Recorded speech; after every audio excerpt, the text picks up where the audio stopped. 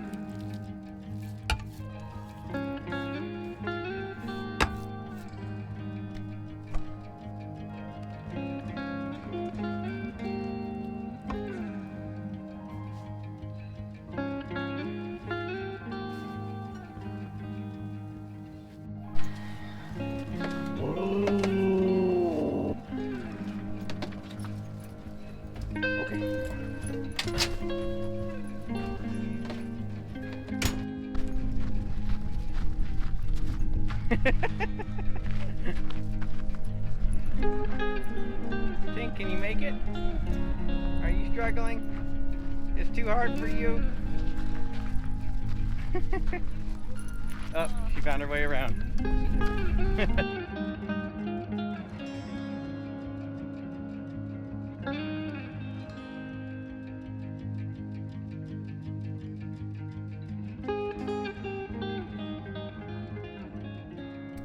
Good morning, campers.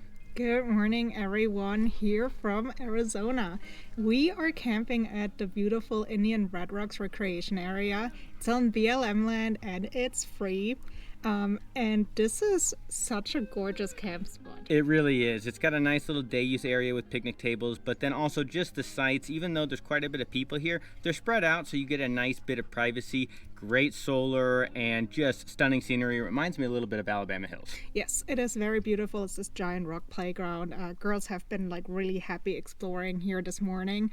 And then later today, our plan is to explore a nearby historic site. It is Fort Bowie, and the National Historic Site there actually explores the conflict between the Chiricahua Apache that we've learned about in last video, and the European settlers. Yes, so that should be a fun and interesting day, and we are going to get Tinkerbell tired out because although it is dog friendly, it is not Tinkerbell friendly. So we'll get back to the walk, and we'll see you at the fort.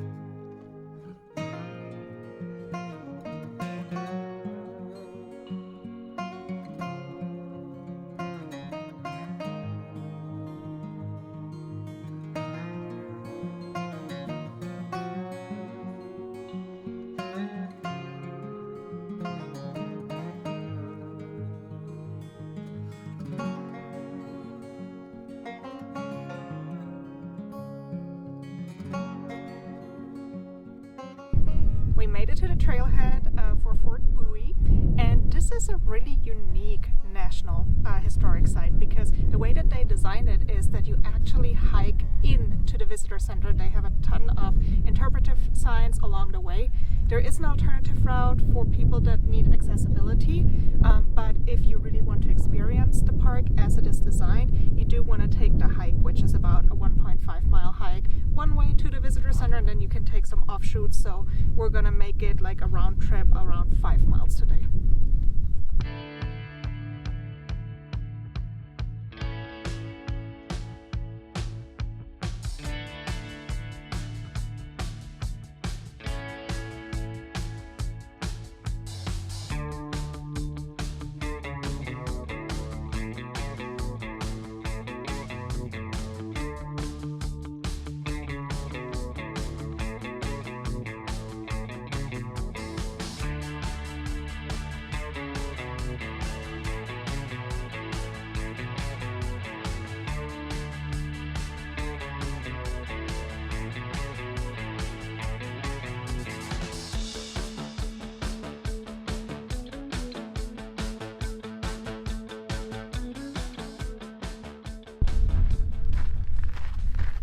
So we are only a half mile down the trail and we've already learned and seen so much with the signage along the way. We stopped by an old mining cabin, which was super neat, but this is the first site where there was actually some conflict between the Apache and the expanding American settlers. So it's called the Cut the Tent incident, which happened right here when the chief, Cochise, was actually imprisoned here, but he had a hidden knife, he cut the tent and he escaped on that hill right over here.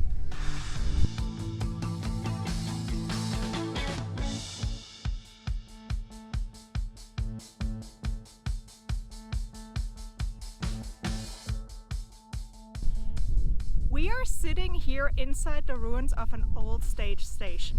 So basically this house had, like some areas where travelers could rest or water their horses, and was on the route of the Butterfield Overland mail route. Unfortunately, as tensions between the Apache and the settlers increased, they had to close down this mail route.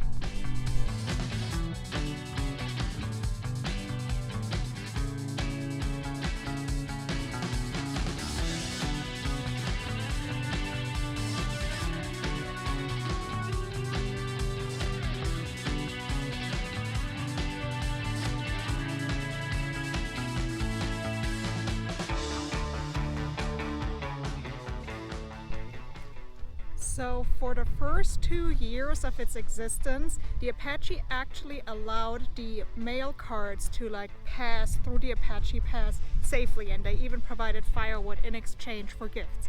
But then later, as tensions rose, the death toll also rose. And we are actually here now at a cemetery where some of the victims of the Apaches are buried. So what remains now are just some civilian graves from the area. The soldiers that were buried here all got moved back to their final resting place, which is in San Francisco. There even was a Medal of Honor recipient among the buried. Yes, and there are also 3 Apache children here in the cemetery, and one of them is the 2-year-old son of Geronimo. Geronimo will become a very important Apache for the Apache Pass War later on. His family was killed, which actually then radicalized him.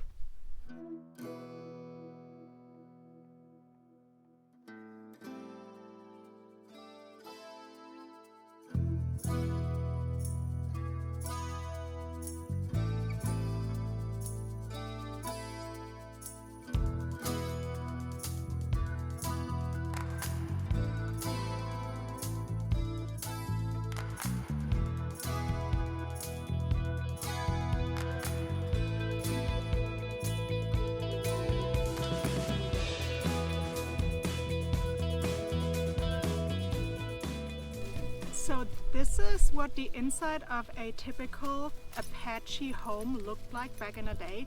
So the Chiricahua Apache actually called this their home area right here.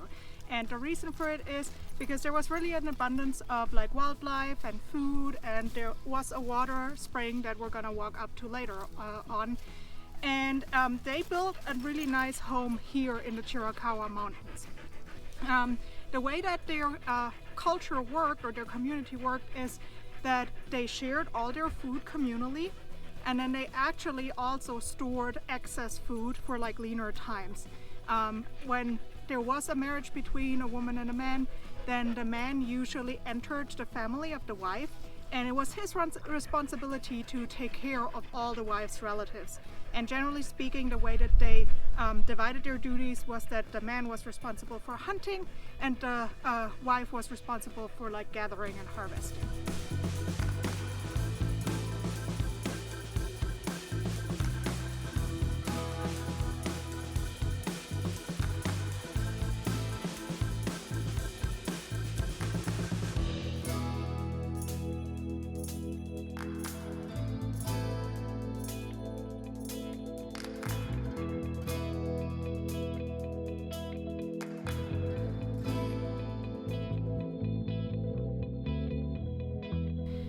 Apache Spring right here is a reliable water source, and it is the reason why the Apache chose this area as their home. It is also the very same reason why the settlers decided to route their mail route right through here, because having reliable water is also important when like traveling from east to west. Because this water was so precious to both the settlers and the Apache, in the end this is also the reason why tensions rose. And the Battle of Apache Pass actually came to a crash right here at the spring.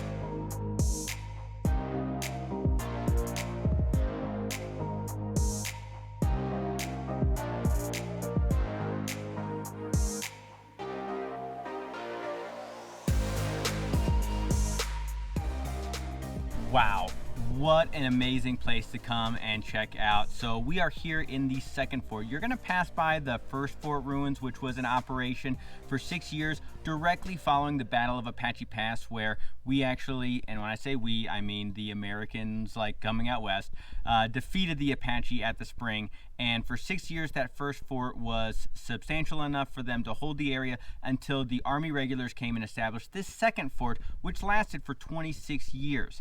And in that process, in that time, they actually interned a few of the captured Chiricahua Apaches at a Indian Affairs lodging house, which we also passed on trail and got to see. So this whole area is just full of incredible history, and you're gonna learn all about it from all the different signage.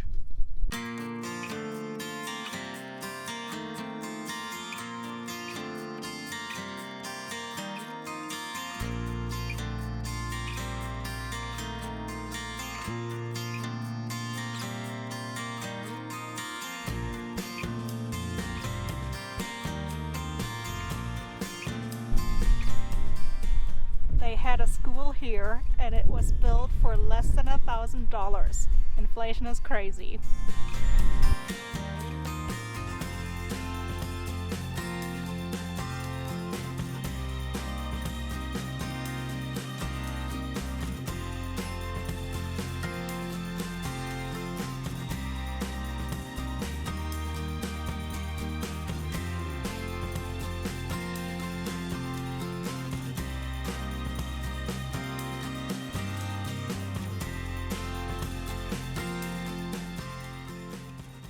So once you've made it to the visitor center and you've explored the entirety of the awesome ruins trail, you have two options. You can either go back the way you came, or you can do what we're going to do and you can make it up the Ridge Trail where you can see the entire area from atop.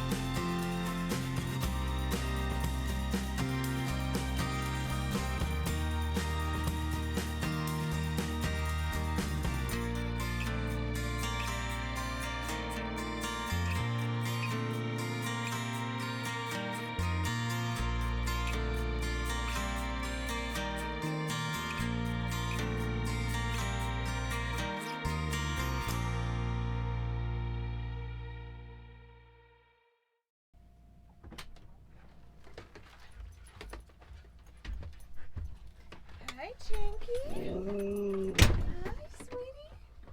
Did you have a good nap? She slept quite well, I'm sure. Did you have a good nap?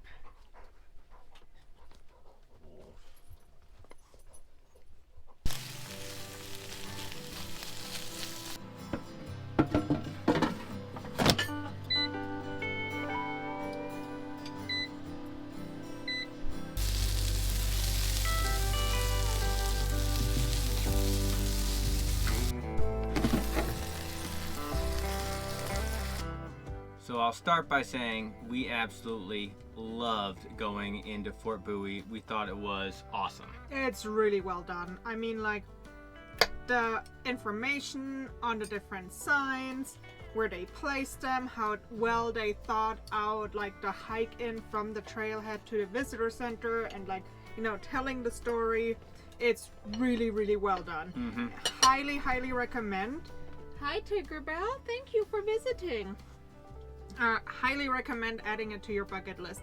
It's not really talked about a lot. Like, a lot of people come here for Chiricahua National Monument, yep, which is awesome. Which is also awesome. And if you missed our video about that last week, go back and watch it. Check it out. It's a good one. But Fort Bowie is also such a good place to go just to learn more about the history, learn more about the conflict there, and then it's also just really breathtaking. It's very, very beautiful. You're right there at the Apache Pass where you're going into the mountains, so super pretty, as well as the history element. And I know at least we tried to give quite a bit of the fun facts along the way for this hike, but we barely scratched the surface of what, you know, we can convey to you guys without us just like droning on and being the most boring people ever. So there's so much more to learn there, so you definitely need to go to learn it all yourself because it's great. Yes, definitely worth a visit. If you go, there's a few things that you want to keep in mind. So it is a National Historic Site. It is managed by the National Park Service. So you are not allowed to like fly your drone there. As with any national park managed land, you are not allowed to collect things. It's actually a felony to collect and take things. No hunting, no metal detector, which I don't know, seems kind of niche, but the sign the sign is probably there for a reason. And then more practical, it is a very exposed hike. Yes, so we definitely got a little bit burnt today. I didn't put on any sunscreen, but it's late February. I didn't think the sun would be that strong, but it is. And it's very open, so definitely be prepared for that. Bring lots of water. There is water at the visitor center too once you hike in, so you can refill on some water, but definitely bring some to drink along the way because you're going to go through it out there. Yes. And then also keep in mind that the visitor center is only open on the weekend. So if you go during the week, you can still hike up there like we did. You can still use the facilities. There's still water and whatsoever, but you just won't have any ranger there and you won't be able to go inside for additional information. Yeah, it said Friday through Monday, right? So it's like long weekend basically, right? So the Friday, Saturday, Sunday, Monday. Yeah, so it's not open every day of the week, so keep that in mind. And then I think the last part is obviously dog friendly, but definitely on a leash, and it says very clearly on a leash there, so don't let your dog be roaming around out there. You don't want to anyways. There's a lot of cactus out there. Yeah. So I think that covers it for everything that you need to know before you go. Yes. Is anything else that we missed? No, I think we covered it all, so you know what to do. We would love to know from you guys, like, is there anything that surprised you about today's video? Any, like, historical facts that you didn't know about? Because there were a ton that I didn't know before we went. There was a lot of good information there. And then if you enjoyed the video, please hit that like and hit the subscribe button. We have a bunch more Arizona videos coming up that we're really excited about. So make sure you hit that bell for all the notifications and updates if you're interested in that sort of thing.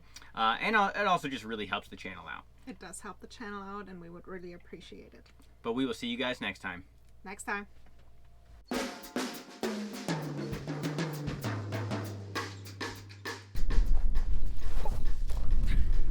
Thought there was more room.